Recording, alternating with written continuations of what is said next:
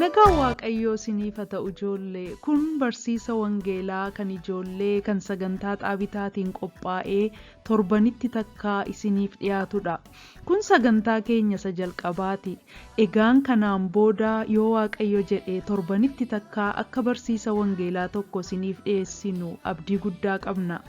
Barsiisi wangeelaa kun luqqisii Macaafa Qulqulluu irratti hundaa'ee ijoollee sagalee Waaqayyoo barsiisuuf kan qophaa'edha. Ijoolleen umuriin isaanii waggaa 10 fi isaa ol ta'e barumsa kana salphaatti hubachuu danda'u jenneetu amanna. Akkasumas sagalee Waaqayyoo haala faarfannaatiin isiniif qopheessina. Akka isin itti eebbifamtan amantii guddaa qabna. Egaan nu wajjiniin tura.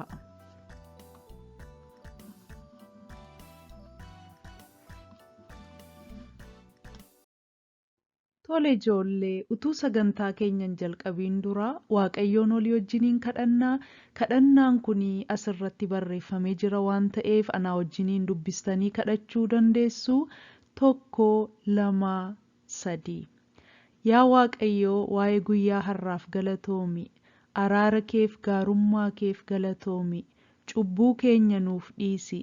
Sagalee kee nu barsiisi. Hubannaaf ogummaa nuuf kenni. Maqaa Gooftaa Yesuusiin si kadhanneerraatii. Ameen. Tole Ijjoollee, kan nuun har'a barannu mata dureen keenya Macaafi Qulqulluun maalidha? Macaafa Qulqulluu irraa immoo maal barannaa kan jedhudha. Warra kana gaa torbee kana walii wajjiniin ilaallaa. Kanan jaalala Waaqayyootiin isiniin kadhadhu yoo dandeessanii waraqaa fi qalama fidattanii akkasiin barreeffachaa barattanii isin gaafadha. Egaan warra kana lamaan walii wajjiniin ilaallaa jechuudha. Har'a dhumarratti yeroo kana barannee fixnu gaaffii kana lamaan deebisuu qabna jechuudha. Innis maalinni Macaafi Qulqulluun maalidha? Macaafa Qulqulluu irraa immoo maal barannaa kan jedhudha. Luqqisii nuti har'a fudhannee irraa barannu Ximootiyoos isa lammaffaa boqonnaa 3 lakkoofsa 16 irratti argama. Akkas jedha. Caaffanni qulqullaa'aan hundinuu geggeessaa hafuura Waaqayyootiin caafame. Barsiisuuf, balleessaa hubachiisuuf, qajeelchuuf, qajeelummaattis leenjisuudhaaf dhimma hin baasaa jedha. Mee irra deebi'een isinii dubbisa. Caaffanni qulqullaa'aan hundinuu geggeessaa hafuura Waaqayyootiin caafame. Barsiisuuf, balleessaa hubachiisuuf, qajeelchuuf, qajeelummaattis leenjisuudhaaf dhimma hin baasaa jedha. Ijjoollee gaan an si'a 2 dubbiseera. Mee isin immoo si'a takkaa dubbisaa isinan eega.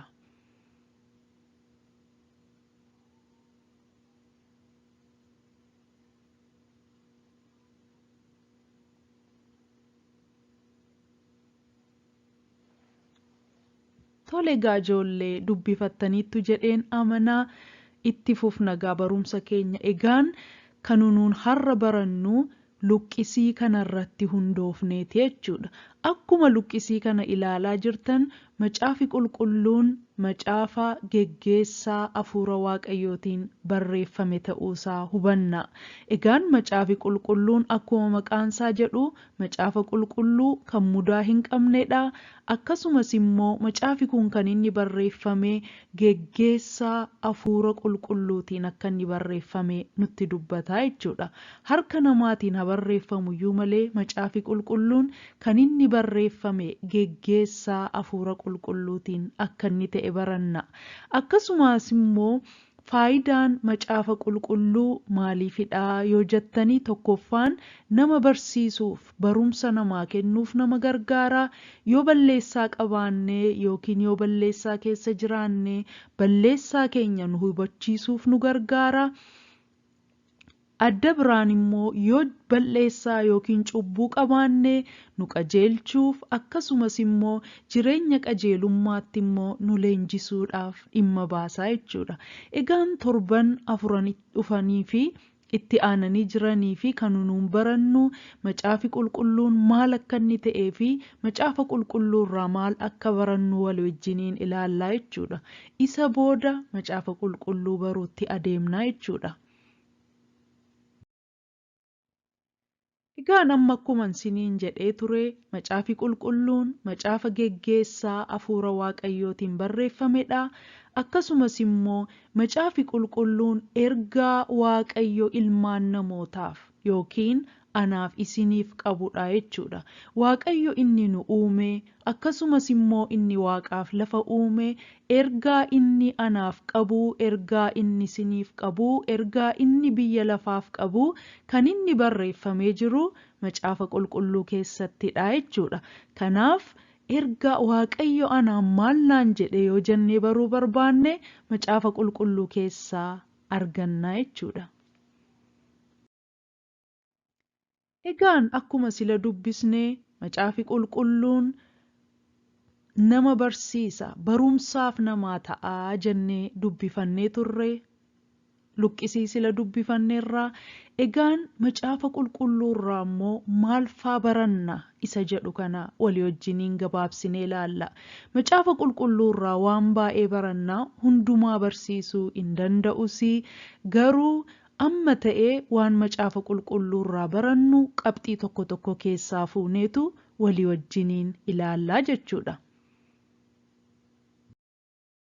Tole egaa ijoollee akkasiin naa wajjiniin bu'aa jirtan, akkasiin barreeffachaa jirtan, akka inni isiniif galaa jiru abdii guddaan qabaa. Akkasiin dammaqxanii na dhaggeeffattanis baay'een barbaada. Egaan Macaafa Qulqulluurraa maal barannaa isa jedhu gaaffii deebisuu fi Macaafa Qulqulluurraa waa'ee Waaqayyoo ni baranna. Akkasumas immoo Macaafa Qulqulluurraa waa'ee Gooftaa Yesuus Kiristoos hin baranna.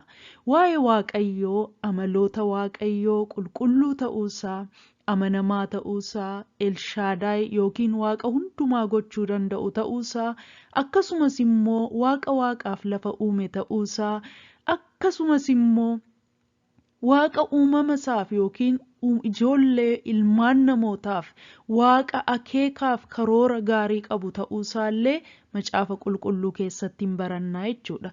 Dabalataan immoo waa'ee Gooftaa Yesuus Kiristoos maaliif akka inni kara biyya lafaa dhufee, eessatti akka inni dhalatee, biyya lafaarra yeroo ture akkamitti akka inni jiraate, maaliif akka inni du'e, akkamitti akka inni du'aa ka'ee fi waan inni godhe hundumaa dhukkubsatoota fayyisuusaa, du'aa kaasuusaa, akkasumas immoo namootaaf cubbuu isaanii dhiisuusaa hundumaa kan nuun barannu Macaafa Qulqulluu keessattidha jechuudha.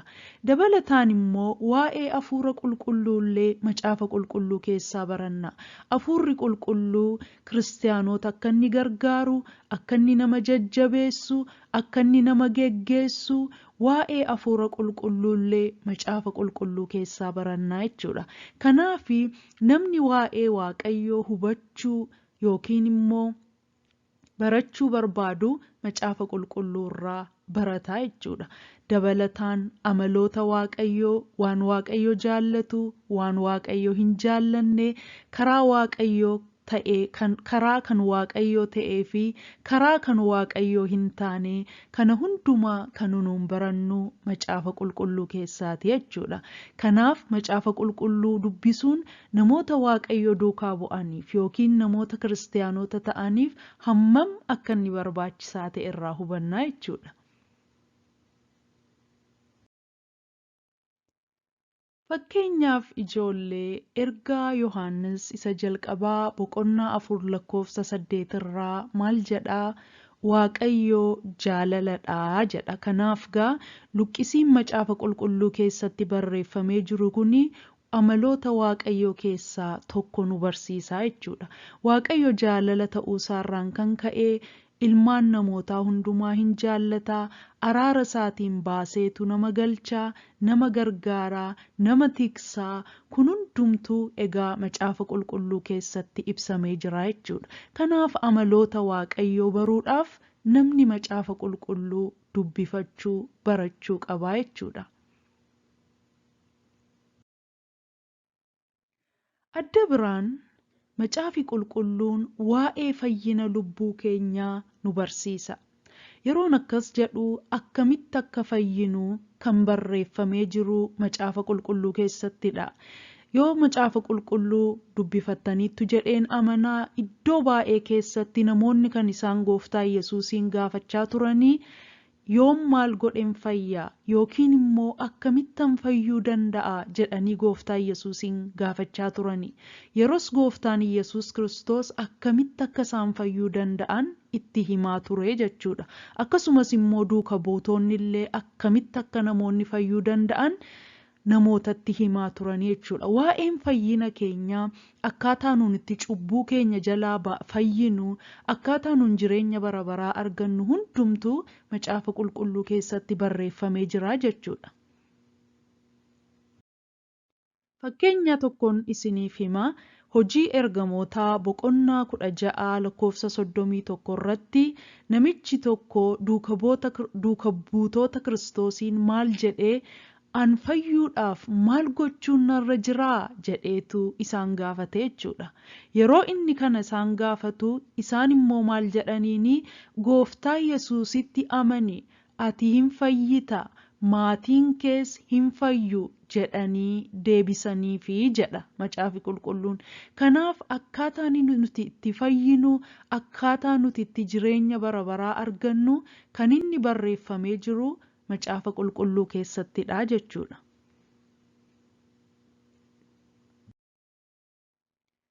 Egaan yaada keenya walitti qabnee goolabuuf macaafi qulqulluun ergaa Waaqayyoo namoota hundumaaf qabudha.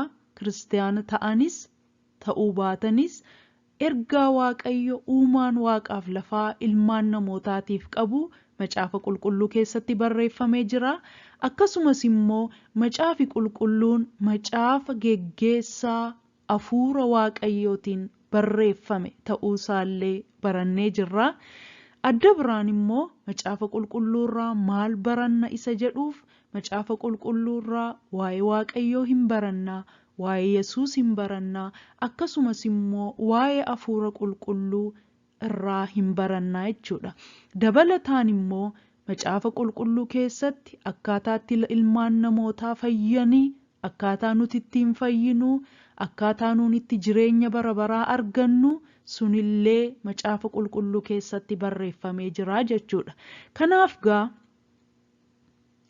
namni tokko dhugaadhumaan Waaqayyo wajjin Yesuusii wajjin bu'eenii adeemaa an kiristaanadha yoo jedha ta'e namni sagalee Waaqayyoo dubbifachuu qabaa jechuudha. Baruu qabas jechuudha. Namni isan beenne garuu akka nama dukkana keessa deemullee ta'uu danda'a jechuudha. Kanaaf namoonni dubbifachuu dandeenyu macaafa qulqulluu keenya bannee dubbifachuu aadaa godhachuu qabnaa jechuudha. Tole ijjoollee gaaffii lamaan jalqaba irratti sin gaafadhetti deebineerra. Innis macaafi qulqulluun maalidha kan jedhudha. Inni lammaffaa immoo macaafa qulqulluurraa maal baranna kan jedhudha. Egaan macaafi qulqulluu maalidha isa jedhuuf deebisaa beektu? Tole akkasiin barattan abdii guddaan qabaa. Macaafi qulqulluun macaafa geggeessaa hafuura Waaqayyootiin barreeffamedha akkasiin jettan abdii guddaan qabaa. Akkasumas immoo macaafa qulqulluurraa maal baranna isa jedhuuf deebisaa beektu?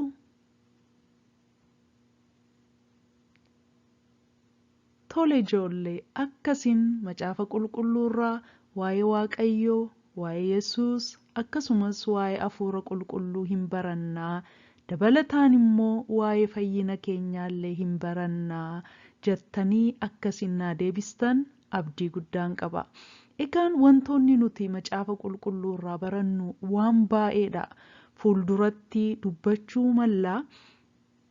Har'aaf garuu kanumadha jechuudha. Kan nuun barannu garuu gara fuulduraatti macaafa qulqulluurraa wantoota baay'ee akka barannu walii wajjiniin hin ilaalla jedheen abdadha. Egaan ijoollee yeroo sagalee Waaqayyoo barannu jireenya keenyaa fi shaakala godhachuu qabnaa yookiin dubbii Waaqayyoo yeroo dhageenyu amma Waaqayyo nu gargaare dubbii sanaan deddeebi'uuf carraaquutu nurra jira jechuudha.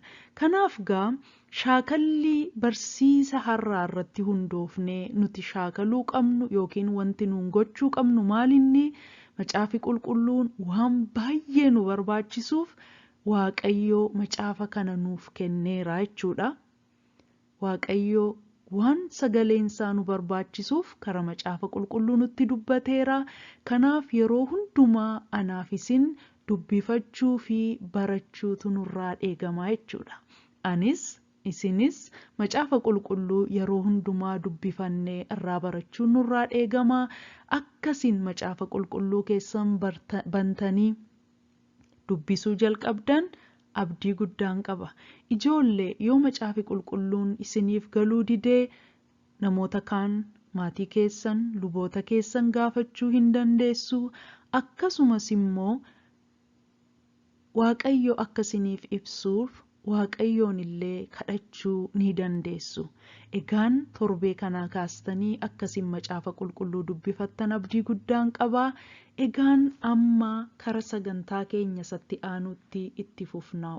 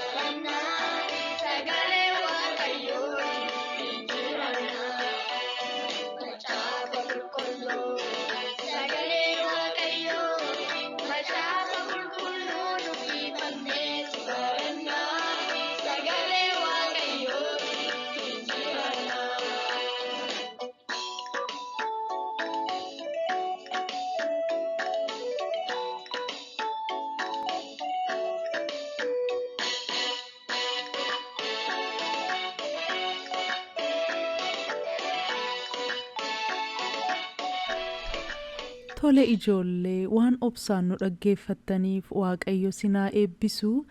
Egaan amma mootti aansuudhaan lubi dammallaash nu eebbisuu ol kaaneetu eebba Waaqayyoo fudhannee sagantaa keenya kanumaan raawwannaa.